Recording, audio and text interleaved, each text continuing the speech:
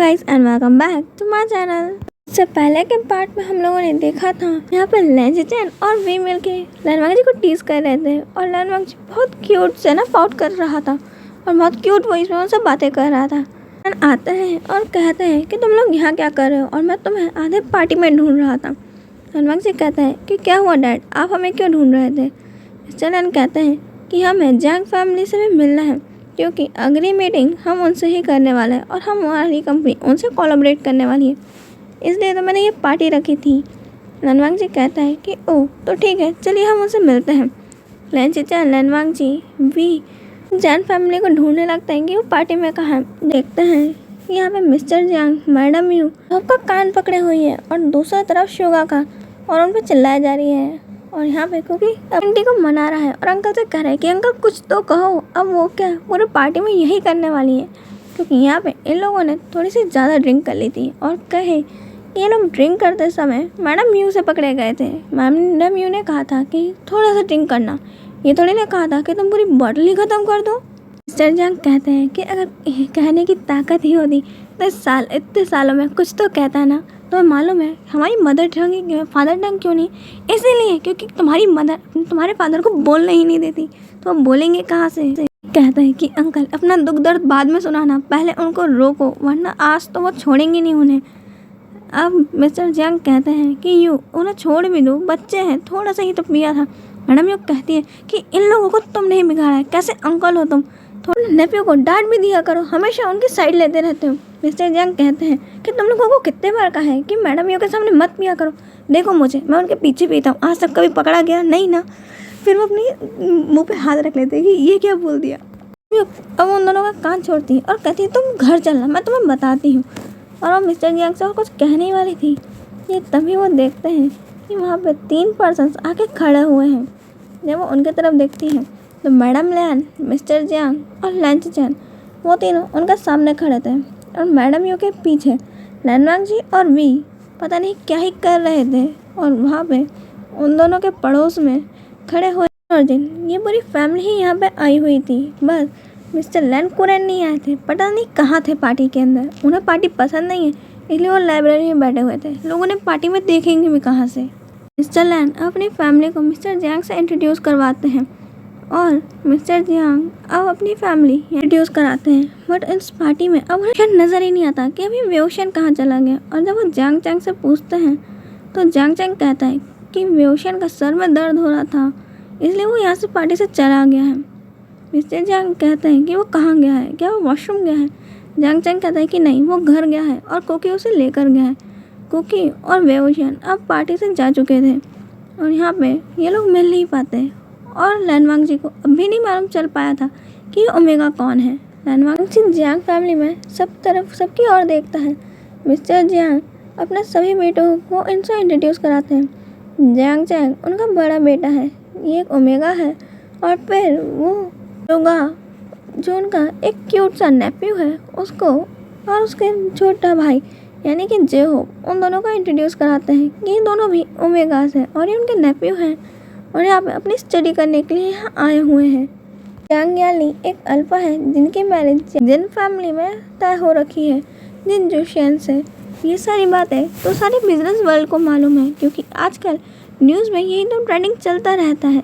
अब वो लोग बिजनेस के रिलेटेड बातें करने लगते हैं और कुछ टाइम बाद वहाँ पे जियांग चैंग और जेहो भी बोर होने लगते हैं कि इस पार्टी में अब तो कोई एंजॉयमेंट बचा ही नहीं है। पहले तो कम से कम थोड़ा ढंग का म्यूज़िक बज रहा था, अब तो इतना स्लो म्यूज़िक कि किसी को नींद आ जाए।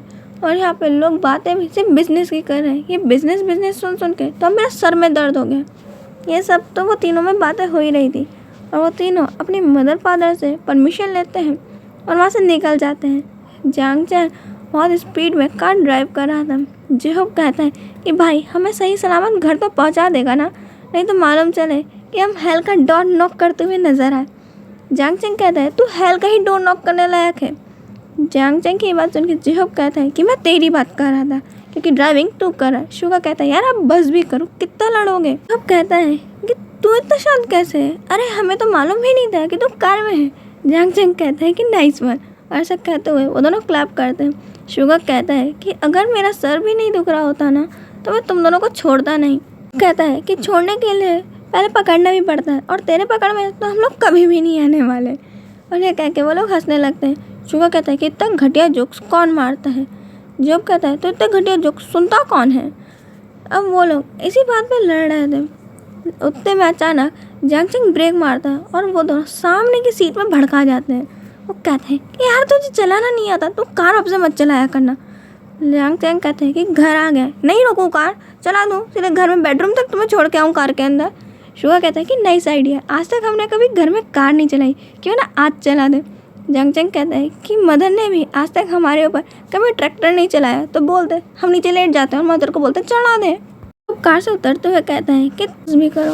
अब वो लोग जैसे ही अपने डोर ओपन करते हैं, वो देखते हैं कि कुकी वहाँ पे पूरे घर में चीज़ों को फैला के रखा हुआ है और बहुत ज़्यादा टेंशन में कुछ ढूंढ रहा है। जैंग चैंग कहता है कि क्या हुआ। कुकी घबराते हुए कहता है कि वेओशन को फिर से पैनिक अटैक आया है और मेरे को उसकी मेडिसिन कहीं नहीं मिल रही। मैंने पूरे रूम में देख लिया, पूरा मेंशन चेक कर लिया और बटलर अंकल भी नहीं है, वो घर जा चुके हैं। अब मेरे को समझ में नहीं आ रहा है कि मेडिसिन कहाँ हैं। वेओशन की हालत बहुत ख़राब है, उसे बहुत ज़्यादा ही स्वेटिंग हो रही है और बहुत ज़्यादा सर दर्द हो रहा है। मुझे समझ नहीं आ रहा है कि मैं ये सब कुछ कैसे हैंडल करूँ। जैंग चैंग कहता है तो हमें कॉल क्यों नहीं लगाया। वो कहता है कि मैंने अंकल, आंटी और तुम दोनों को भी फ़ोन लगाया, तुम तीनों को फ़ोन लगा चुका हूँ पता नहीं कितने बार, पर तुम में से कोई फ़ोन उठा ही नहीं रहा। इतने ज़्यादा म्यूज़िक था और शायद सुना ही नहीं आया। और तुम लोगों के कॉल्स में पता नहीं कितने बार मैं कर चुका हूँ और कितने मैसेज हैं। मैं इतना ज़्यादा घबराया हुआ हूँ और तुम मुझे अब डांट रहे हो। जॉब कहता है कि अभी तुम लोग शांत हो जाओ, हम लोग सब मिलकर मेडिसिन ढूंढते हैं। और वेओशन मेडिसिन ढूंढने लगते हैं और उन्हें कुछ टाइम बाद एक ड्रॉर में मेडिसिन मिल जाती है। वो जल्दी से वेओशन के पास जाके उसे मेडिसिन तो खिला देते हैं, बट जब वो वेओशन के कमरे में पहुंचे थे तो उन्होंने देखा था कि वेओशन की कंडीशन पहले से बहुत ज़्यादा ख़राब थी। जो 2 महीने पहले उसे जो पैनिक अटैक आया था उसमें उसकी कंडीशन तब भी थोड़ी ठीक थी, बट अब जो आया है उसमें उसकी कंडीशन बहुत ज़्यादा ही बुरी है। इतनी बुरी कंडीशन उन्होंने वेओशन के पैनिक अटैक्स में उसकी कमी नहीं देखी। वेओशन को कई बार पैनिक अटैक आते रहते हैं, बट इस तरीके से कभी नहीं हुआ है। बट ये अचानक कैसे हो रहा है? क्या इस कंट्री में वापस लौट आने से ये सब हो रहा है? तो उन्हें यहाँ पे नहीं आना चाहिए था और अब उन सबको यहाँ के रिग्रेट हो रहा है। वेओशन को अंधेरे से भले डर लगता है, बट ये नहीं कि वो थोड़ा सा अंधेरा देख के ही घबराने लगे। वेओशन को बंद जगह बिल्कुल पसंद नहीं है, उसमें उसे बहुत ज़्यादा डर लगता है। और बंद जगहों में सबसे ज़्यादा खतरनाक जगह होती है वो जगह जहाँ पे उसे अपनी बुरी यादें याद आए। जिस चीज़ को वेओशन इतने सालों से भूलने की कोशिश कर रहा है वो हमेशा एक बुरे सपने की तरह उसके साथ आ जाती है, या फिर कहा जाए अब वो उसकी ज़िंदगी और उसकी लाइफ का एक पार्ट है जो उसे चाह के भी अलग नहीं हो सकता। और कितनी भी मेडिसिन ले लो, बट इस चीज़ की कोई भी दवा नहीं है। ये इस मेडिसिन से उसे कुछ टाइम के लिए रोक सकती हैं, बट हमेशा के लिए कंट्रोल नहीं कर सकती। उन लोगों ने हर मेथड अपना कर लिया है, वेओशन को बहुत बड़े डॉक्टर से दिखा लिया है, बट कोई भी वेओशन को उसकी इस बीमारी का परमानेंट इलाज ही नहीं दे पाया है। आखिर कोई चीज़ हमारी बर्थ से जुड़ी हो तो उसका इलाज सीधे एक डेथ ही होती है, क्योंकि वो चीज़ हमारे डेथ के साथ ख़त्म होती है और बर्थ के साथ स्टार्ट। फिर वो कौन सी यादें हैं जिसके कारण वेओशन के साथ इतना बुरा होता है और वो इतना ज़्यादा दर्द फेस करता है? ऐसी कौन सी यादें हैं जो ये चाइना से जुड़ी हुई है, जहाँ पे आके ये सब रिग्रेट कर रहे हैं? आखिर क्यों कोई अपना होम टाउन को ही इतने बुरे सपनों का घर मान सकता है? क्योंकि होम टाउन तो एक ऐसी जगह होती है जहाँ जाके हमें बहुत ज़्यादा हैप्पीनेस मिलती है। उससे ज़्यादा प्यारी इस दुनिया में कोई जगह ही नहीं होती। वो लोग इसी बारे में बात कर रहे थे कि तभी वेओशन को होश आता है। वो लोग देखते हैं कि वेओशन अब थोड़ा नॉर्मल लग रहा है। उनसे पूछते हैं क्या वो ठीक है। वेओशन अपने सर पे हाथ रख लेता है और कहता है कि वो ठीक है, बस उसे लगता है कि उसने थोड़ी ज़्यादा ड्रिंक कर ली थी, शायद ये इसलिए हुआ होगा। जैंग चैंग उसमें चिल्लाते हुए कहता है कि तुझे किसने कहा था ड्रिंक करने को? मालूम है कि तेरी टॉलरेंस अच्छी है, इसका मतलब ये तो नहीं ना कि तू बस ड्रिंक करते ही जाए। आखिर तुझे इतना ज़्यादा ड्रिंक करने का बहुत चढ़ा क्यों होता है? वाइन पीने में मज़ा क्या आती है तेरे को? जैंग चैंग की ये बातें तो ख़त्म होने का नाम नहीं रही थी। जैंग चैंग बिल्कुल अब इस समय वेओशन की मदर यानी कि मैडम यूँ लग रहा था, इतना ज़्यादा चिल्ला रहा था। तो अब जैंग चैंग के मुँह पे हाथ रख देता है और कहता है कि बस भी कर, अब क्या उसको चिल्ला के उसका सर दर्द और भी बढ़ाएगा। वेओशन कहता है कि तू तो उसको लेकर ही चले जा। जैंग चैंग अपना मुँह पे से जब का हाथ हटाता है और कहता है कि हम में से कोई भी कहीं नहीं जा रहा है, हम इसी रूम में रुक रहे हैं। योशन कहता है क्यों, तेरे पास अब कोई रूम नहीं है, मदर ने तेरे को रूम नहीं दिया। जांग चैंग कहता है क्यों, यहाँ सो जाऊंगा तो तेरे को कुछ बिगड़ जाएगा। योशन कहता है कि इस तरह तो क्यों का मैं करूँ क्या। जांग चैंग कहता है कि बेड में थोड़ी जगह दे, इस क्यों का आंसर खुद ही आ जाएगा, मेरे को नींद आ रही है, चल हट। और वो जाके योशन के बाजू में लेट जाता है और जेहोब भी वहाँ पे लेट जाता है। यहाँ पे योशन के आजू बाजू जांग चैंग और जेहोब, और जब यहाँ पे शुगा देखता है कि भैया यहाँ पे मेरी जगह कहाँ है, शुगा की बात सुन के जांग चैंग एक बटन दबाता है और वो बेड और भी बड़ा हो जाता है। वो बेड अब किंग साइज़ का हो जाता है, क्योंकि इस बेड में ये टेक्नोलॉजी पहले से लगी हुई थी। शुगा अब बेड में दौड़ते हुए जंप करता है। शुगा की ये ऐसी हरकतें देख के जेहोब कहता है तो अभी बच्चा है, बेड में ऐसे जंप कौन करता है। शुगा कहता है कि मैं करता हूँ। जेहोब के बाजू में जाके लेट गया था, वो पाँचों ही वहाँ पे लेट गए थे और एक दूसरे का हाथ पकड़ लेते हैं और वो सब बेहोशन से कहते हैं कि तू चिंता मत कर, अगर तेरे को अब बुरे सपने आएंगे तो आके तो दिखा है, यहाँ पे तेरे 4 बॉडीगार्ड्स हैं ना, उन्हें संभाल लेंगे। और सबसे आगे बॉर्डर में तो जांग चैंग खड़ा है कि वो हम तक तो पहुँचने भी नहीं देगा और तेरे बुरे सपनों को इत्तत धोएगा। और ये कह के वो लोग बातें करते करते ही सो जाते हैं और उनमें से किसी ने भी उस कमरे की लाइट ऑफ नहीं करी थी। हाँ, उन लोगों ने एक काम किया था कि बहुत ज़्यादा ही लाइट को बल्ब को बंद करके उन्होंने थोड़ी सी डिम लाइट जला ली थी कि उन्हें थोड़ा सा नज़र आते रहे, और वहाँ पे एक नहीं 4 डिम लाइट जल रही थी। लोग नहीं चाहते कि अगर अचानक से आधी रात को योशन की नींद खुले और वो ये सब चीज़ें देख के डर जाए। वैसे भी रात तो आधी हो ही चुकी, और भी आधी हुई तो पता नहीं क्या ही होगा। और वो लोग अब सो जाते हैं। रम्यू और मिस्टर जियांग भी कुछ टाइम बाद घर पहुंच गए थे और उन लोगों ने देख लिया था कि पूरे घर में क्या तबाही मची है। ऐसा लग रहा है कि थंडर स्टॉर्म इसी घर में आया था सिर्फ। बट वो देखते हैं कि मेडिसिन वाला एक ड्रॉर खुला है और मैडम ये भागते हुए जाती हैं, बेहोशन के रूम को चेक करती हैं तो देखती हैं कि ये पाँचों एक साथ सो रहे हैं। मैडम लोग कहती हैं कि ये लोग समय के साथ कितना बदल गए हैं, पहले खुद ही लड़ते हैं और एक दूसरे का ख्याल भी ऐसे रखते हैं कि एक दूसरे के बिना रह ही नहीं पाएंगे। टाइम ने इन्हें बहुत अच्छे से सिखा दिया है कि कैसे एक दूसरे का ख्याल रखते हैं। मेरे बिना भी इन्होंने बेहोशन को बहुत अच्छे से संभाल लिया। मिस्टर जियांग कहते हैं कि हमारे बच्चे अब उतने भी छोटे नहीं रहे जितना हमें लगता है, समय बहुत जल्दी बीत गया। मैडम लोग कहती हैं और उनके आँखों में आंसू आ गए थे कि मैंने उस टाइम को मिस कर दिया जब मेरे बच्चे ये सब करना सीख रहे थे। उन्होंने कितना टाइम अपनी माँ के बिना रहा है और मेरा बेहोशान कब से इस जगह से दूर है, पर तब भी ये चीज़ें उसका पीछा छोड़ती क्यों नहीं है। क्या मेरे बच्चे को चैन से जीने का भी हक नहीं है। मिस्टर जियांग कहते हैं कि यूँ अब तुम इसके बारे में मत सोचो, हम कुछ ना कुछ तो कर लेंगे ना। मैडम यूँ कहती हम क्या कर लेंगे, तुम देख रहे हो आज फिर से उसे पैनिक अटैक आया था, इस चीज़ का कोई हल क्यों नहीं है। ये जनरेशन टू जनरेशन क्यों है, आखिर इसे जनरेशन टू जनरेशन एक दूसरे को पेन दे के मिलता क्या है। मिस्टर जियांग कहते हैं कि जब तक वो लोग नहीं मिलेंगे ये होता रहेगा। मैडम लोग कहती है कि ये सिर्फ उस टाइम की गलती है कि जिस टाइम पे ये सब चीज़ें हुई थी। अगर उस समय वो लोग ये गलती नहीं करते तो आज मेरा बच्चा इतना सफ़र नहीं कर रहा होता। मिस्टर जियांग कहते हैं कि हाँ तुम सही कह रही हो, उनकी गलती की सज़ा आज हमारे बच्चे भोग रहे हैं। मैडम लोग कहती हैं कि उस समय भी उन्हीं की गलती थी और इस टाइम पे भी उन्हीं की गलती है जो ये बेहोशन को उससे दूर करने की कोशिश कर रहे हैं। आखिर वो कितने टाइम तक ये कर लेंगे। कोई भी इंसान या फिर कोई सी भी पावर उन्हें एक दूसरे से दूर नहीं कर सकती। वो कहती है कि मैं हर बार सिर्फ एक ही चीज़ चाहती हूँ कि मेरा बच्चा शांति से जी सके, और यहाँ पे कोई भी उसे चैन से जीने ही नहीं देता।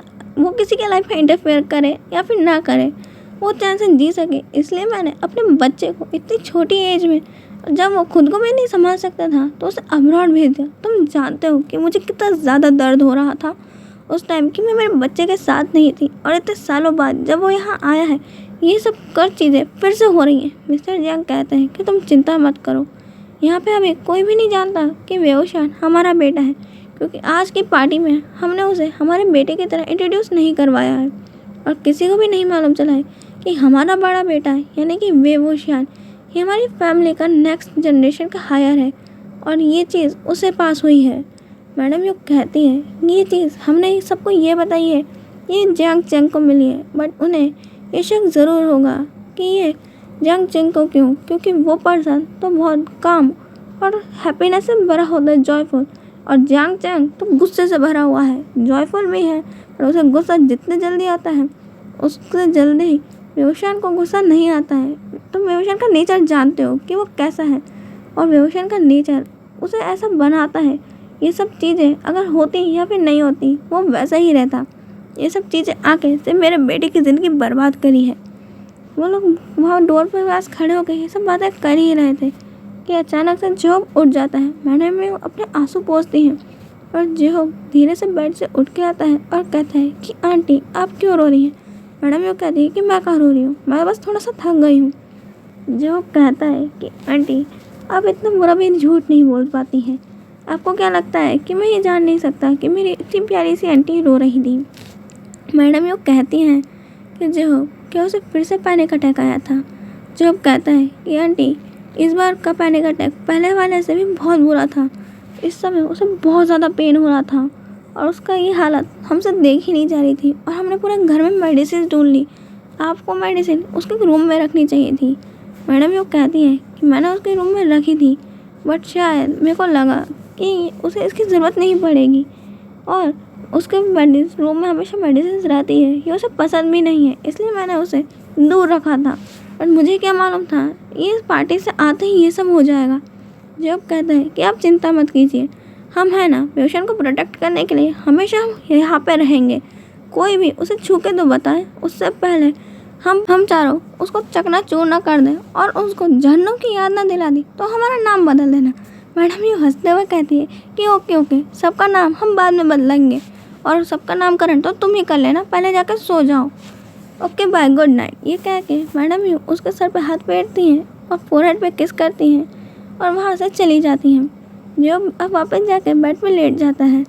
मैडम यू जाते जाते अपने दिल में उन्हें एक सुकून था कि अब चैन से सो सकती थी। वो जाती हैं और वेओशान की चिंता करते करते ही बट उनके दिल में सुकून भी था कि ये लोग एक दूसरे को प्रोटेक्ट कर लेंगे। वेओशान को प्रोटेक्ट करने के लिए उसके चारों भाई हैं। ये बात सोचते सोचते ही अब वो सो जाती हैं। अब नेक्स्ट मॉर्निंग देखते हैं लैंड मेंशन का, जहाँ पे वी, जिमिन और जिन बहुत ब्यूटीफुल तरीके से रेडी हुए थे। जिन ने एक पिंक आउटफिट, जिमिन ने एक ब्लैक आउटफिट और वी ने एक ब्लू आउटफिट पहनी हुई थी। तीनों मस्त सीढ़ी से नीचे उतरते हैं और डाइनिंग टेबल में बैठने ही वाले थे। वी पीछे से उनको कॉलर से तीनों को पकड़ के कोई खींच लेता है। तीनों के तीनों जाके ज़मीन पे गिरते हैं और कहते हैं कि आउच, कौन है यार, क्यों खींचा है।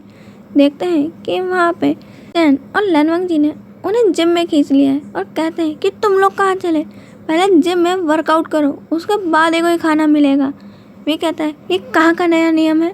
चैन कहते हैं कि नियम नहीं, ये अपनी बॉडी को फिट रखने का एक डिसीज़न है, और कह सकते हैं कि एक रूल भी है जो अंकल ने बनाया है। अंकल का नाम सुनते ही तीनों के मुंह से सारे सवाल गायब, और कहते हैं कि पहले बोला था ना कि सुप्रीम कोर्ट से ऑर्डर आया है, अभी करते हैं। और वो तीनों अपना कोट उतार के बड़े तरीके से सोफे पे रखते हैं और अब जिम में सारे इक्विपमेंट्स लेकर वर्कआउट करना स्टार्ट हो जाते हैं।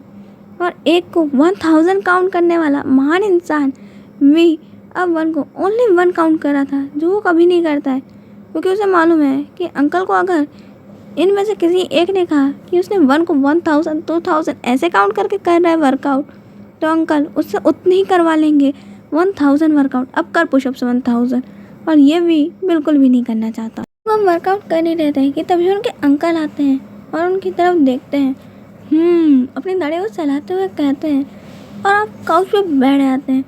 उनको देख के तो सबका एंजाइटी है वैसे ही बढ़ रहा था कि अब पता नहीं क्या कहेंगे। आज पहली बार वो बैठते हैं और पूरा 1 घंटा उन्हें कुछ भी नहीं कहते।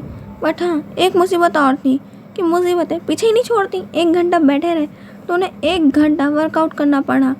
और जैसे ही वो जाते हैं वे तो सारे इक्विपमेंट धड़म से फेंकता है और नीचे ग्राउंड में ही लेट जाता है और कहता है कि अब पसीने से चैन मिला। मालूम है कि मेरे को तैयार होने में कितना टाइम लगा था, और अब मेरे को वापस से ड्रेस चेंज करनी पड़ेगी।